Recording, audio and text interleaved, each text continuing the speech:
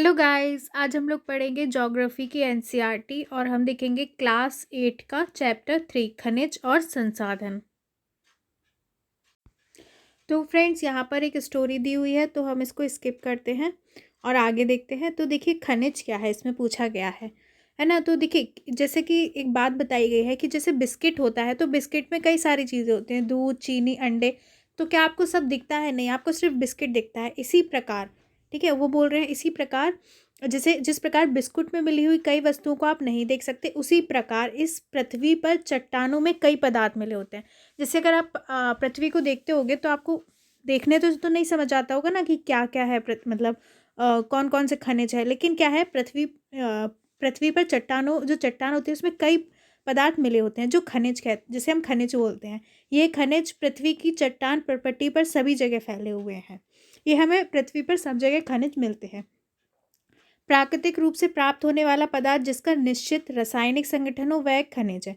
अब सबसे बड़ी बात, खनिज क्या है? देखिए, आपको एक डेफिनेशन वे में पता होना चाहिए कि क्या होता है। तो देखिए, पहली बात क्या है, खनिज। ये सबसे बड़ी बात है कि हमें प्राकृतिक रूप से मिलता है, ठीक है। और उसका क्या होता है, एक निश्चित रासायनिक संगठन होता है, उसे हम खनिज कहते हैं। इधर है साइड में, क्या आप जानते हैं आपके भोजन में नमक और आपकी पेंसिल में ग्रेफाइट भी एक खनिज होता है। तो ये देखिए हमें अर्थ से ही मिलते हैं। खनिज सभी स्थानों पर समान रूप से वितरित नहीं है, वे किसी विशेष क्षेत्र में या शैल समूह में संकेंद्रित है। अब देखिए खनिज हर जगह तो नहीं मिलते हैं। आप अभी पढ़ेंगे कि किसी देश में ये खनिज है, किसी में वो खनिज मिलता है। तो हाँ, ये अलग अलग जगह अलग अलग मिलते हैं, किसी विशेष क्षेत्र में मिलते हैं, शैल समूह के अंदर रहते हैं। कुछ खनिज ऐसे क्षेत्रों में पाए जाते हैं जो आसानी से अभिगम्य नहीं है, ठीक है। देखिए कुछ जो खनिज है वो हमें अर्थ में ऐसी भी जगह है जहाँ हम उन्हें निकाल नहीं सकते, ठीक है, जो मतलब निकालने में आसान नहीं है। जैसे आर्कटिक महासागर संस्तर और अंटार्कटिका। अंटार्कटिका में देखिए खनिज तो है, लेकिन हमें वहाँ से निकालना बहुत मुश्किल काम है, ठीक है। खनिज विभिन्न प्रकार के भूवैज्ञानिक परिवेश में अलग अलग दशाओं में निर्मित होते हैं और मुश्किल भी है और निकालना भी नहीं चाहिए, क्योंकि देखिए काफ़ी बड़ा रोल होता है यहाँ पर जो आइस होती है उसका, ठीक है। अगर ऐसे बहुत ज़्यादा यहाँ पर हम माइनिंग वगैरह करेंगे तो इनकी बर्फ़ पिघलेगी और उसका ग्लोबल वार्मिंग का असर होगा। तो ये सारी चीज़ें भी देखनी होती हैं। तो देखिए खनिज विभिन्न प्रकार के भूवैज्ञानिक परिवेश में अलग अलग दिशाओं में निर्मित होते हैं। अब खनिज आते बनते कैसे हैं? तो देखिए अलग अलग दशाओं में, जब भूमि पर अलग अलग भूवैज्ञानिक परिवेश होता है, अलग अलग दशाएं होती हैं, तब ये बनते हैं। वे बिना किसी मानवीय हस्तक्षेप के प्राकृतिक प्रक्रियाओं द्वारा निर्मित होते हैं। तो देखिए मानव का इसमें कोई हाथ नहीं होता, ये प्राकृतिक प्रक्रिया से निर्मित होते हैं। जैसे कोई ज्वालामुखी क्रिया हुई या कुछ हुआ उससे। ये अपने भौतिक गुणों जैसे रंग, घनत्व, कठोरता और रासायनिक गुणों विलेयता के आधार पर पहचाने जा सकते हैं। अब अगर खनिज है, खनिज क्या है? प्राकृतिक रूप से मिलने वाला पदार्थ और जिसका निश्चित रासायनिक संगठन हो। इन्हें पहचानेंगे कैसे? देखिए इनका रंग कैसा है, इनका घनत्व, कठोरता, रासायनिक गुण, विलेयता के आधार पर हम इन्हें पहचानते हैं। अब देखिए खनिजों के प्रकार देखेंगे। पृथ्वी पर 3000 से अधिक विभिन्न खनिज हैं। संरचना के आधार पर खनिजों को मुख्यतः धात्विक और अधात्विक खनिजों में वर्गीकृत किया गया है। अब देखिए पृथ्वी मतलब इतने ऐसे नहीं, खनिज एक दो 3000 से ज़्यादा हैं, ठीक है, विभिन्न खनिज है। और संरचना के आधार पर हमें ने किस किस में बांटते हैं? एक तो धात्विक खनिज होते हैं, एक अधात्विक खनिज होते हैं। धात्विक खनिज मतलब जो धातु वाले होते हैं, जैसे कि लौह, एक लौह होते हैं, एक अलोह, मतलब एक जिनमें सब में लोहा होगा, एक में जिनमें लोहा नहीं होगा, वो धात्विक खनिज। और एक अधात्विक खनिज, ठीक है। दो टाइप के ये होते हैं, हमेशा याद रखिएगा। अब ये साइड में दिए हुए हैं वो पढ़ लेते हैं। शैल खनिज अवयवों के अनिश्चित संगठन वाले एक या एक से अधिक खनिजों का एक समूहन है। तो शैल क्या है? जो खनिज होते हैं, खनिज अवयवों के अनिश्चित संगठन वाले, ठीक है। मतलब या तो देखो इसमें एक या एक से ज़्यादा खनिज का ही एक समूह होता है शैल। शैल जिनसे खनिजों का खनन किया जाता है अयस्क कहलाते हैं, ठीक है। जिन शैल से हमें खनिज मिलते हैं और खनिजों का हम उस खनन करते हैं यानी माइनिंग करते हैं तो उन्हें अयस्क कहते हैं। यद्यपि 2800 से अधिक खनिजों की पहचान की गई है, जिनमें से केवल लगभग 100 अयस्क खनिज समझे जाते हैं। अब देखेंगे धात्विक खनिज क्या होते हैं। देखिए खनिजों में धातु कच्चे रूप में होती है। तो धात्विक खनिजों में क्या होता है? जो धातु है वो कच्चे रूप में होती है। धातु एक कठोर पदार्थ है, जैसे कि लोहा हो गया, है ना। तो ये जो है ये कठोर होते हैं, ठीक है। तो इनको हम धात्विक खनिज कहते हैं। और ये क्या है? धात्विक खनिजों में धातु कच्चे रूप में होती है, ठीक है। और जो ऊष्मा और विद्युत को सुचालित करते हैं। ठीक है, धातुएं कठोर होती हैं, आपको क्या याद रखना है, और ऊष्मा और विद्युत को सुचालित करते हैं, जिनमें द्युतीय चमक की विशेषता होती है। और जो हमारे धात्विक खनिज होते हैं उनमें चमक भी होती है। लौह, बॉक्साइट, मैग्नीज, अयस्क इसके कुछ उदाहरण हैं। तो धात्विक खनिज के उदाहरण अगर आपसे पूछे जाएँ तो क्या है, लौह अयस्क है, बॉक्साइट है, मैग्नीज है। ठीक है, इसके एग्जाम्पल हैं। धात्विक खनिज लौह और अलौह हो सकते हैं। ठीक है, लौह अलौह मतलब एक जो जिसमें सब में लोहा मिलेगा, एक अलौह जिसमें लोहा नहीं होगा। ठीक है, लौह खनिजों में जैसे लौह, मैग्नीज, क्रोमाइट में लोहा होता है। अलौह खनिजों में लोहा नहीं होता, किंतु कुछ अन्य धातु यथा सोना, चांदी, तांबा या सीसा हो सकती है। तो पूछा जाए खनिज कितने टाइप के होते हैं, धात्विक, अधात्विक। धात्विक का मतलब क्या हुआ, उनमें धातु कच्चे रूप में होती है, धातुएं कठोर होती हैं, हीट और जो हमारी लाइट होती है को सुचालित करती है, जिनमें चमक होती है। ठीक है, लौह अयस्क होते हैं और अलौह अयस्क होते हैं। तो लौह अयस्क के एग्जाम्पल हो गए मैग्नीज, क्रोमाइट। ठीक है, ये सब। और अलौह जो खनिज है वो हो गए सोना, चांदी, सीसा। देखिए, ये बेसिक्स है, अगर आपको ये आती ही होगी, कोई बात नहीं। अगर आप भूल गए हैं तो ये होगा कि आपका रिवीजन हो जाएगा। अधात्विक खनिजों में धातुएं नहीं होती। ठीक है, अब जो अधात्विक खनिज होते हैं उनमें धातु नहीं होती। ठीक है, चूना, पत्थर, अभ्रक, जिप्सम इन खनिजों के उदाहरण हैं। जैसे कि चूना आपने देखा होगा, है ना। देखिए कैसे पता चला आपको। अब देखिए, मान लीजिए चूना है, ठीक है, तो ना तो वो कठोर है, मतलब इतना ज़्यादा, ठीक है, ना उसमें ऊष्मा और विद्युत का सुचालक है, ठीक है, या ना उसमें चमक है। इस तरीके से इनमें डिफरेंस देखते हैं। तो चूना, पत्थर, अभ्रक और जिप्सम इन खनिजों के उदाहरण हैं। खनिज ईंधन जैसे कोयला और पेट्रोलियम भी अधात्विक खनिज है। तो देखिए, कोयला और पेट्रोलियम भी क्या है, अधात्विक खनिज है, धातु नहीं है, वो मेटल नहीं है। खनिजों को खनन, प्रवेधन तथा आखनन द्वारा निष्कर्षित किया जा सकता है। अब देखिए, अर्थ में क्या है, हमारे खनिज होते हैं, ठीक है, लेकिन उनको निकालेंगे कैसे, उनकी माइनिंग कैसे करेंगे। तो 3 तरीके से होती है, खनन से, प्रवेधन से, आखनन से। ठीक है, इनका मतलब भी अभी समझ लेंगे। खनन 2 टाइप के हैं, विवृत खनन, कूपकी खनन। अब देखिए ऐसे ही वर्ड्स, सॉरी, अब देखिए ऐसी चीज़ें पूछ ली जाएंगी, अगर आ गई तो आपको उसका मतलब समझ में नहीं आएगा, क्योंकि नाम ही अजीब है, तो इनका मतलब समझिए। तो देखिए, पृथ्वी की सतह के अंदर दबी शैलों से खनिजों को बाहर निकालने की प्रक्रिया खनन कहलाती है। खनन क्या है, देखिए जब पृथ्वी के अंदर जो शैलें होती हैं उनमें खनिज होते हैं, उनको जैसे जिस तरीके से बाहर निकालते हैं उस प्रक्रिया को खनन कहते हैं, माइनिंग कहते हैं। खनिज जो कम गहराई में स्थित हैं वे पृष्ठीय स्तर को हटाकर निकाले जाते हैं। ठीक है, जो मतलब मान लीजिए खनिज अगर कम गहराई पर है तो क्या है, वो पृष्ठीय सतह को हटाकर निकाल लेंगे, इसे विवृत खनन कहते हैं। तो देखिए फ्रेंड्स, जो विवृत खनन है, अगर आपको ऐसे नहीं समझ में आ रहा है तो इसके इंग्लिश में ओपन कास्ट माइनिंग भी बोलते हैं। इसका मतलब क्या हुआ जैसे आप हिंदी भी याद रखिए, कभी लिख के आ गए एग्जाम में विवृत खनन तो आपको बिल्कुल भी समझ में नहीं आएगा, इसलिए इसके मीनिंग ध्यान रखिए। तो देखिए, खनिज जो कम गहराई, हमें जो मिनरल्स है जो कम गहराई में मिलते हैं खनिज, ठीक है, और उनको ऊपर की सतह हटाकर उनको निकाल लेते हैं, तो उसको विवृत खनन कहते हैं। ठीक है, ओपन कास्ट माइनिंग कहते हैं।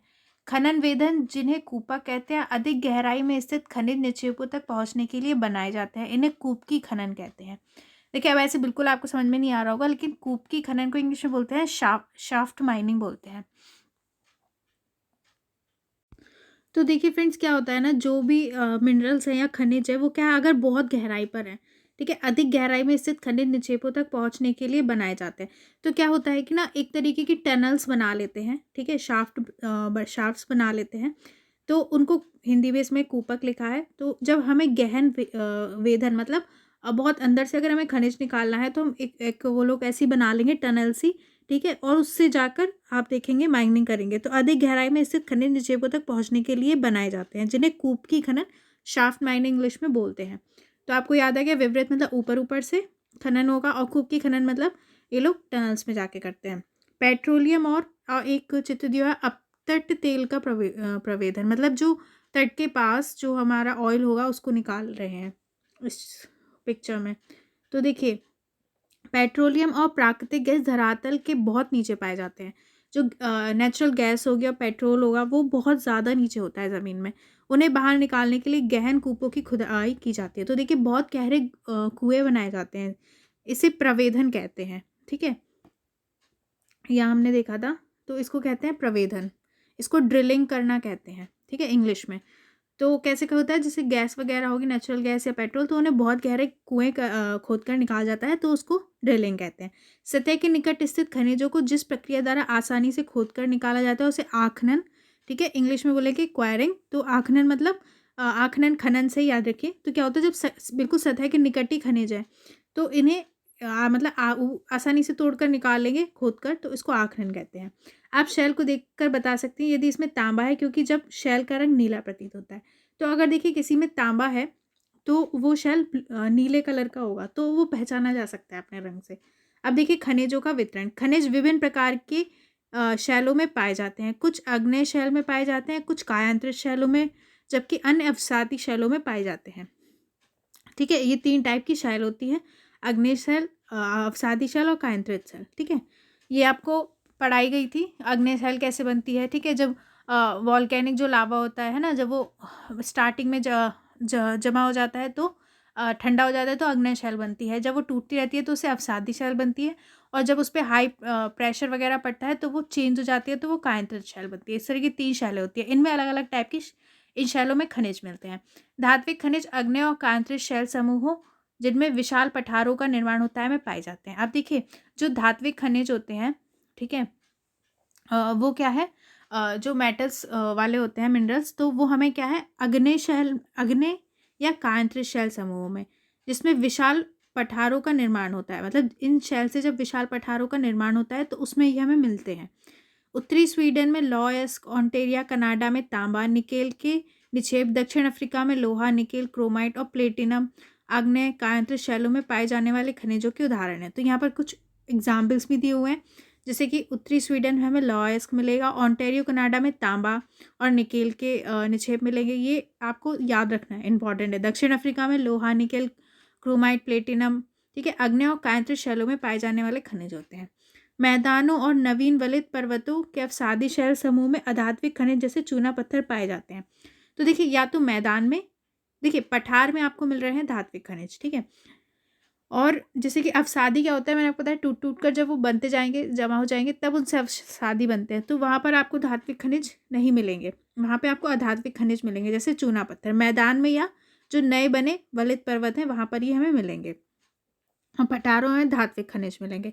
तो देखिए फ्रांस के कॉकेशस प्रदेश में के चूना पत्थर निक्षेप, जॉर्जिया यूक्रेन के मैग्नीज निक्षेप और अल्जीरिया के फॉस्फोट संस्था इसके कुछ उदाहरण हैं। तो इसके कैसे उदाहरण हैं, हम जो पढ़ रहे थे अधात्विक खनिज के, देखिए फ्रांस में जो है कॉकेशस प्रदेश, उसमें हमें चूना पत्थर के निक्षेप मिलते हैं। जॉर्जिया यूक्रेन के में हमें मैग्नीज निक्षेप मिलते हैं, मैग्नीज, हाँ। अल्जीरिया में हमें फास्फोट संस्था, इसके कुछ उदाहरण हैं। खनिज ईंधन जैसे कोयला और पेट्रोलियम भी अवसादी स्तर में पाए जाते हैं, ठीक है। अब देखिए यहाँ पर जो एक मैप दिया हुआ है, एक्चुअली आपको ये देखना है। तो पहले आप देख सकते हैं एक, 1 सेकेंड। तो फ्रेंड्स आप देख सकते हैं ये जो लोहा है ये ऐसा बना होगा, तो वहाँ वहाँ पर लोहा मिलता है। तो आप देख सकते हैं यहाँ मिल रहा है, इधर मिल रहा है। तो आप इसमें ऐसे देख सकते हैं कि कहाँ कहाँ पर हमें लोहा मिलता है। इंडिया में भी है, देखिए आप देख सकते हैं यहाँ इस जगह पे, यहाँ पर, मतलब इस तरीके से आप देख रहे हैं। इसके बाद तांबा आप देख सकते हैं, स्टार सा बना है, तो वहाँ वहाँ पर हमें तांबा मिलता है, यहाँ है, ठीक है, और तांबा यहाँ है। तो आप इस तरीके से देखिए। बॉक्साइड है तो उसका ये साइन है, आप देख सकते हैं। तो बॉक्साइड आप देखिए यहाँ मिल रहा है, देखिए इंडिया में ऊपर की तरफ ये है। तो इस तरीके से बॉक्साइड, मतलब ये बताया गया है कि कहाँ क्या है। अब देखिए विश्व लोहे, तांबे और बॉक्साइट का वितरण दिया हुआ है। अब हम देखेंगे एशिया। चीन और भारत के पास विशाल लौह अयस्क निक्षेप है।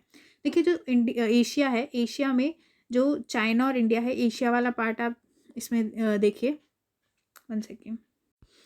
तो फ्रेंड्स आप देख सकते हैं ये वाला पार्ट हमारा एशिया वाला पार्ट है, ये अफ्रीका वाला है, ये अमेरिका पूरा, north America, south America, Australia, ठीक है, ये वाले पार्ट्स हैं। तो इसमें बताया गया एशिया में जो चीन और भारत है उसके पास विशाल लौह अयस्क का निक्षेप है।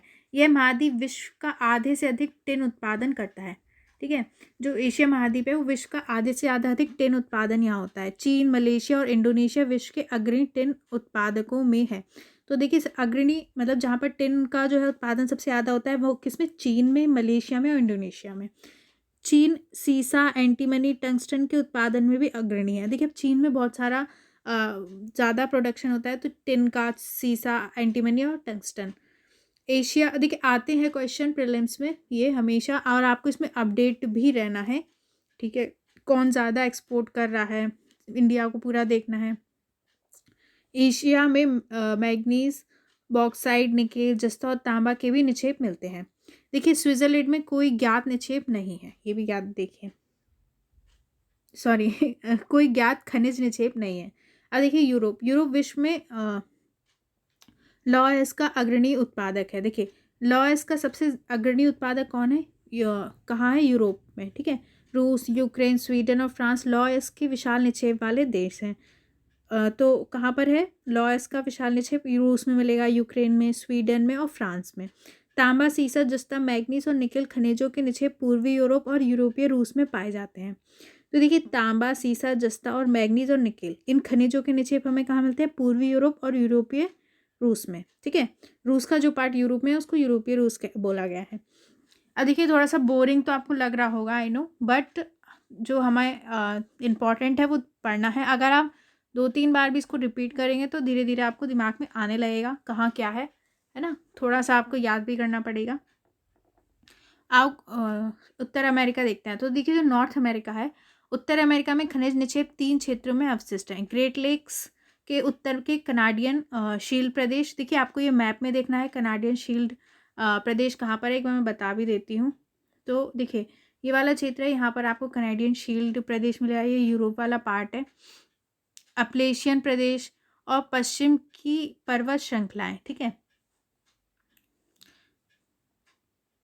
तो देखिए खनिज कहाँ कहाँ पाए जाते हैं उत्तरी अमेरिका में, ग्रेट लेक्स जो है, जो ये आप इसमें देख सकते हैं, ये वाले पार्ट है ग्रेट लेक्स बोलते हैं, यहाँ पर सारी लेक्स हैं। तो ग्रेट लेक्स के उत्तर में कनाडियन शील्ड प्रदेश जो है यहाँ का, अपलेशियन प्रदेश, ठीक है, और पश्चिम की पर्वत श्रृंखला यहाँ पर मिलते हैं। लॉयस्क, निकेल, सोना, यूरेनियम और तांबा का भंडार कनेडियन शील्ड प्रदेश और कोयले का अपलेशियन प्रदेश में है। पश्चिमी कॉर्डिलेरा में तांबा, सीसा, जस्ता, सोना और चांदी के निक्षेप मिलते हैं। पहला आपको क्या करना है, एक मैप लेना है, ठीक है। वो मैप में देखना है कहाँ है कनेडियन शील्ड, कहाँ पे अपलेशियन प्रदेश है, और फिर आपको वहाँ पे थोड़ा थोड़ा मार्क करना है कि यहाँ पर ये चीज़ें मिलती हैं। फिर से हम एक बार रिपीट करेंगे कि लॉयस्क, निकेल, सोना, यूरेनियम, तांबा, ये हमें कहाँ मिलता है, मैंने अभी आपको बता भी दिया कनेडियन शील्ड क्षेत्र में, ठीक है। कोयला कहाँ है, अपलेशियन प्रदेश में, और पश्चिमी कॉर्डिलेरा जो, वहाँ पर हमें तांबा, सीसा, जस्ता, सोना और चांदी मिलेगा। अब देखेंगे दक्षिण अमेरिका में क्या क्या मिलता है। ये तो ठीक है, ये आप ऐसे याद कर लीजिए। फिर पूछा जाता है ऐसे मेनली कि मान लीजिए कोई भी चीज़ लीजिए, चांदी, तो पहला देश कौन इसका उत्पादन ज़्यादा करता है, कौन निर्यात ज़्यादा करता है, ये चीज़ें आपको थोड़ा ध्यान रखना है। दक्षिण अमेरिका, ब्राज़ील विश्व में उच्च कोटि के लौह का सबसे बड़ा उत्पादक है। दक्षिण अफ्रीका में ब्राज़ील जो है, ठीक है, ब्राज़ील आता है, वो विश्व में उच्च कोटि मतलब अच्छी क्वालिटी का लौह यहाँ पर का प्रोडक्शन होता है। चिली और पेरू तांबे के अग्रणी उत्पादक हैं। चिली और पेरू में सबसे ज़्यादा क्या होता है, तांबा होता है, ये याद रखिएगा। ब्राज़ील और बोलीविया विश्व में टिन के सबसे बड़े उत्पादकों में एक है। ब्राज़ील और बोलीविया जो है वो सबसे बड़ा, सबसे ज़्यादा वहाँ टिन होता है। दक्षिण अमेरिका के पास सोना, चांदी, जस्ता, क्रोमियम, मैग्नीज, बॉक्साइट, अभ्रक, प्लेटिनम, एस्बेस्टस और हीरा के विशाल निक्षेप भी हैं। खनिज तेल वेनेजुएला, अर्जेंटीना, चिली, पेरू और कोलंबिया में पाया जाता है, ठीक है। ऑयल कहाँ है वो भी ध्यान रखिए, वेनेजुएला, अर्जेंटीना, चिली, पेरू और कोलंबिया, मतलब साउथ अमेरिका में भी मिलता है। क्या आप जानते हैं हरा हीरा एक दुर्लभतम हीरा है, विश्व के प्राचीनतम शैल पश्चिमी ऑस्ट्रेलिया में है। देखिए जो हरा हीरा है वो बता रहे एक दुर्लभतम हीरा है। विश्व की प्राचीनतम शैली कहाँ मिलती है, पश्चिम ऑस्ट्रेलिया में। ये 430 करोड़ वर्ष पूर्व बने, पृथ्वी के निर्माण के बाद 30 करोड़ वर्ष पश्चात के हैं। अब देखिए अफ्रीका, अफ्रीका खनिज संसाधनों में धनी है, यहाँ हीरा, सोना और प्लैटिनम का विश्व में सबसे बड़ा उत्पादक है। दक्षिण अफ्रीका, जिम्बाब्वे, जायरे विश्व के सोने का एक बड़ा भाग उत्पादित करते हैं। तो देखिए दक्षिण अफ्रीका में कहाँ, जिम्बाब्वे और जायरे जो है वहाँ सोना ज़्यादा होता है। तांबा, लौह, क्रोमियम, यूरेनियम, कोबाल्ट, बॉक्साइट दक्षिण अफ्रीका में पाए जाने वाले अन्य खनिज है। तेल नाइजीरिया, लीबिया और अंगोला में पाया जाता है। तेल याद रखिए कहाँ मिलेगा, नाइजीरिया, लीबिया और अंगोला में। अब आ गए ऑस्ट्रेलिया। तो ऑस्ट्रेलिया विश्व में बॉक्साइट का सबसे बड़ा उत्पादक है। सबसे ज़्यादा बॉक्साइट कहाँ है, विश्व में ऑस्ट्रेलिया में होता है। यह सोना, हीरा, लौह, टिन, निकेल का अग्रणी उत्पादक है। किन चीज़ों का, सोना, हीरा, लॉयस्क और टिन और निकेल का भी। यहाँ तांबा, सीसा, जस्ता और मैग्नीज में भी संपन्न है। पश्चिम ऑस्ट्रेलिया के कालगुर्गी और कुलगाड़ी क्षेत्रों में सोने के सबसे बड़े निक्षेप हैं। तो देखिए यहाँ से आपकी थोड़ी थोड़ी मैपिंग भी हो रही है, तो आप मैप में ये क्षेत्र ज़रूर देखिए, और जब हम मैप पे कराएंगे तब इसमें सारे क्षेत्र देखेंगे। अब देखेंगे अंटार्कटिका। ठीक है, अंटार्कटिका कहाँ है? साउथ की तरफ आ जाता है, साउथ पोल पे। तो विभिन्न खनिज निक्षेपों पूर्वानुमान से कुछ संभवतः विशाल के लिए अंटार्कटिका का भूविज्ञान अब सॉरी पर्याप्त रूप से सुप्रसिद्ध है। ट्रांस अंटार्कटिक पर्वत में कोयले और पूर्वी अंटार्कटिका के प्रिंस चार्ल्स पर्वत के निकट लोहे के महत्वपूर्ण मात्रा में निक्षेपों का पूर्वानुमान किया गया है। लौह, सोना, चांदी और तेल भी वाणिज्यिक मात्रा में उपलब्ध है। तो देखिए पहली लाइन में ये बता रहे हैं कि ज़्यादातर क्षेत्र में अनुमान से भी ज़्यादा यहाँ पर क्या है, खनिज निक्षेप है अंटार्कटिका में। ठीक है, इनका जो है ट्रांस अंटार्कटिक पर्वत में कोयले का और पूर्वी अंटार्कटिका के जो प्रिंस चार्ल्स पर्वत के निकट लोहे के हमें निक्षेप मिलते हैं। लौह, सोना, चांदी, तेल भी वाणिज्यिक मात्रा में उपलब्ध है। अब देखिए खनिजों का के उपयोग। अब खनिजों के क्या क्या उपयोग होते हैं? खनिजों का उपयोग कई उद्योगों में होता है। अब देखिए रत्नों के लिए प्रयोग किए जाने वाले खनिज प्रायः कठोर होते हैं। अब देखिए जैसे भी जो रत्न होते हैं उनको बनाने के लिए जो खनिज होते हैं वो कठोर होते हैं, जैसे हीरा हो गया। इन्हें आभूषण बनाने के लिए विभिन्न शैलियों से जड़ा जाता है। तांबा एक अन्य धातु है जिसका उपयोग सिक्के से लेकर पाइप तक प्रत्येक वस्तु में किया जाता है। अब देखिए जो तांबा है उसको हम कई चीज़ों में यूज़ करते हैं। तो फ्रेंड्स देखिए जो तांबा है हमारा कॉपर, इसका यूज़ हम देख रहे हैं कि सिक्कों से लेकर पाइप की प्रत्येक वस्तुओं में किया जाता है। ठीक है, कंप्यूटर उद्योग में प्रयुक्त होने वाला सिलिकॉन क्वार्ट्ज से प्राप्त किया जाता है। तो जो सिलिकॉन है जो हमें कंप्यूटर में हम इंडस्ट्री में यूज़ करते हैं वो हमें कहाँ से मिलता है? क्वार्ट्ज से। देखिए एक और बात अगर किसी को नहीं पता है, खनिज निक्षेप। निक्षेप का मतलब डिपॉजिट, जहाँ पर खनिज मिलते हैं। अब देखिए एल्यूमिनियम जिसे उसके आयस्क बॉक्साइट से प्राप्त किया जाता है। एल्यूमिनियम को क्या है, हम बॉक्साइट आयस्क से प्राप्त करते हैं। का उपयोग ऑटोमोबाइल, हवाई जहाज, बोतल बंदी उद्योग, भवन निर्माण, रसोई के बर्तन इत्यादि में होता है। तो इतनी जगह आपको पता ही होगा एल्यूमिनियम का यूज़ होता है। अब खनिजों का संरक्षण। देखिए इधर पे दिया है खनिज 3R होते हैं, रीयूज, ठीक है, पुनर्चक्रण, रिसाइकिल, पुनः उपयोग, ठीक है, कम प्रयोग, रिड्यूस। खनिजों का संरक्षण। खनिज अनवीकरणीय संसाधन है। अब देखिए अर्थ में जितने खनिज हैं वो उतने ही रहेंगे, वो दोबारा से नहीं आएंगे। ठीक है, अगर ख़त्म हो गए तो वो ख़त्म हो गए। खनिजों के निर्माण और संचयन में हजारों वर्ष लगते हैं, इनको बनने में हजारों साल लगे हैं। ठीक है, पहले अर्थ जो थी हमारी वो सिर्फ एक आग का गोला ही थी, धीरे धीरे ठंडी हुई। ठीक है, और इस तरीके से लॉन्ग टाइम में खनिज बने। ठीक है, और इतनी जल्दी मतलब आपको अगर वो ख़त्म हो गए अर्थ पे तो वो दोबारा मिलेंगे भी नहीं। इसलिए क्या है, मानवीय उपभोग की दर की तुलना में निर्माण की दर बहुत धीमी है। जिस तरीके से हम उनका यूज़ कर रहे हैं उस और वो जितना टाइम में वो बनते हैं उससे ज़्यादा हम उनका यूज़ कर ले रहे हैं। खनन की प्रक्रिया में बर्बादी को घटाना आवश्यक है। अब ये ज़रूरी है, मतलब अर्थ की हर ही चीज़ के लिए ज़रूरी है कि हम चीज़ों की बर्बादी ना करें। धातुओं का पुनर्चक्रण एक अन्य तरीका है। अब इसमें क्या है कि हम उनका दोबारा यूज़ कर सकते हैं, जिससे खनिज संसाधनों को संरक्षित किया जा सकता है। एक ही तरीका है कि हम कम इस्तेमाल करें, दोबारा उसको यूज़ करें और फिर उसको रिसाइकिल करें। शक्ति संसाधन। अब देखिए यहाँ से इधर से हम पढ़ेंगे शक्ति अथवा ऊर्जा हमारे जीवन में महत्वपूर्ण भूमिका निभाते हैं।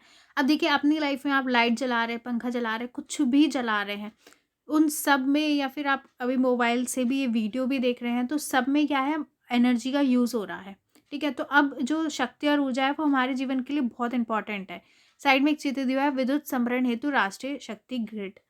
ठीक है, तो यहाँ पर है, कहाँ पर थे हम, हाँ, हमें उद्योग, कृषि, परिवहन, संचार और प्रतिरक्षा के लिए भी शक्ति की आवश्यक है। अब चाहे एग्रीकल्चर हो, इंडस्ट्रियों में, सबके लिए क्या है, हमें एनर्जी चाहिए होती है। ऊर्जा संसाधनों को विस्तृत रूप से परंपरागत और गैर परंपरागत साधनों में वर्गीकृत किया गया है। अब देखिए जो ऊर्जा संसाधन होते हैं, एनर्जी रिसोर्स, वो परंपरागत और गैर परंपरागत दो में इन्हें हम बांटते हैं। परंपरागत स्रोत। ऊर्जा के परंपरागत स्रोत वे हैं जो लंबे समय से समान उपयोग में लाए जा रहे हैं। ईंधन और जीवाश्मी ईंधन परंपरागत ऊर्जा के दो मुख्य रूप हैं। अब देखिए परंपरा से याद रखिए, परंपरा तो लंबे टाइम से चलती है ना, तो वैसे एनर्जी के मतलब एनर्जी चाहिए तो उसके लिए जो हम रिसोर्स स्रोत इस्तेमाल करते हैं, ठीक है, या सोर्स, तो वो क्या है, परंपरागत स्रोत, मतलब जो हम लंबे समय से उनको यूज़ करते आ रहे हैं, वो उपयोग में है। ठीक है, उन्हीं को उपयोग कर रहे हैं, जैसे ईंधन हो गया, जीवाश्मी ईंधन हो गया। ये ईंधन, इसका उपयोग ईंधन क्या होता है? फ्यूल। इसका उपयोग पकाने और ऊष्मा प्राप्त करने के लिए व्यापक रूप से होता है। ईंधन का यूज़ हम किस में, आप देख सकते हैं किस में करते हैं? खाना बनाने में, ठीक है, या ऊष्मा प्राप्त, एनर्जी प्राप्त करने में। हमारे देश में ग्रामीणों द्वारा उपयोग की गई 50% से अधिक ऊर्जा ईंधन से प्राप्त होती है। अब देखिए यहाँ पर कुछ है, इनको हम लास्ट देख लेते हैं, फिर अभी हम हाफ चैप्टर करेंगे। हाफ चैप्टर हम नेक्स्ट टाइम करेंगे क्योंकि चैप्टर्स काफ़ी बड़े हो गए हैं। खनिज तेल और प्राकृतिक गैस, आप भी बोर हो जाएंगे, इसलिए ये पहले इस वीडियो को देखिए, इसको रिवाइज करिए, जो इंपॉर्टेंट चीज़ें हैं वो नोट डाउन करिए, कौन सी चीज़ें कहाँ मिलती हैं। ठीक है, अब ये हो गया कि समझाने से अगर आपको कोई लाइन नहीं समझ आई होगी तो ये आपका यहाँ पर ईजी हो जाता है किसी के समझाने से। बस खनिज तेल क्या होता है, उसके लाभ क्या है देखिए। आसानी से परिवहनीय, ठीक है, इसको आसानी से ले जाया जा सकता है खनिज तेल को एक से दूसरी जगह टैंकर में। पेट्रो रसायन उद्योग का आधार है ये। हानि क्या है? और प्राकृतिक गैस के लाभ क्या है? आसानी से परिवहनीय है, ये भी पाइपलाइन से आसानी से पहुंचाई जा सकती है। तेल और कोयले से अधिक स्वच्छ, तेल और कोयला जलाने से ज़्यादा साफ रहती है। तेल से सस्ती होती है प्राकृतिक गैस। लेकिन हानि क्या है? तेल अधिक प्लावन और गैस रिसाव के कारण ऑक्सीजन का अवक्षय। तो देखिए, जब तेल फैल जाता है ना, कभी जब बड़े बड़े जहाज़ों से लाया जाता है, समुद्र में फैल जाता है तो बहुत नुकसान करता है। और गैस रिसाव अगर हो जाए के कारण ऑक्सीजन का अवक्षय, ठीक है। निर्मुक्त प्रदूषण के कारण अम्ल वर्षा, इनको जलाने से क्या होता है? प्रदूषण होता है, जिसके कारण अम्ल वर्षा होती है। नए ईंधन का अन्वेषण आसान नहीं है। अब देखिए ऊर्जा के परंपरागत स्रोत, ईंधन, कोयला और जल विद्युत। ईंधन के लाभ क्या है? सुप्राय है, मतलब आसानी से प्राप्त हो जाता है, ठीक है। बहुसंख्यक लोगों को ऊर्जा प्रदान करता है। हानि क्या है? संग्रहण से अधिक समय उपयोग होता है, प्रदूषण फैलाता है, हरित गृह प्रभाव में वृद्धि करता है, वनीकरण करता है, ठीक है। ईंधन फ्यूल मतलब हम जब बर्नर काट के जलाते हैं उसको।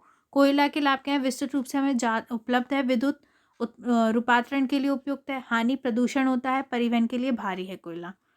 जल विद्युत क्या है?